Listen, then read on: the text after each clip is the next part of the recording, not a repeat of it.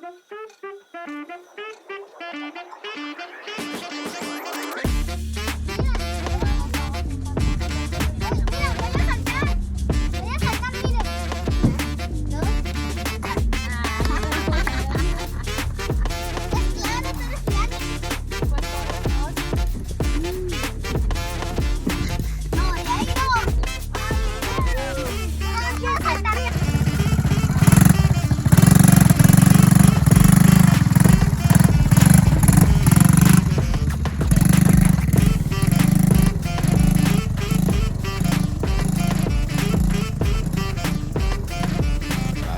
va agarrando.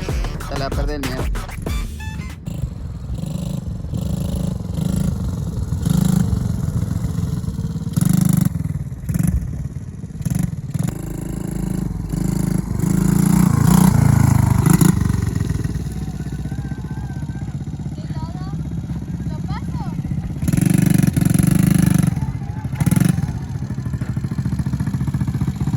Por fuera, por donde no hay lodo.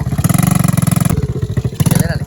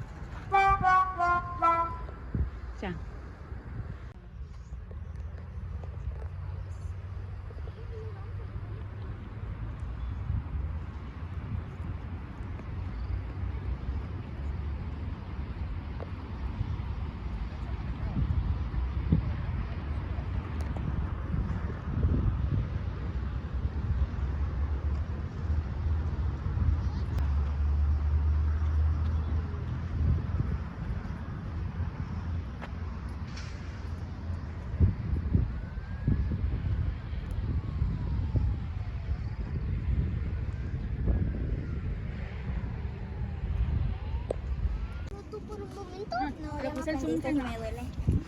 Victoria,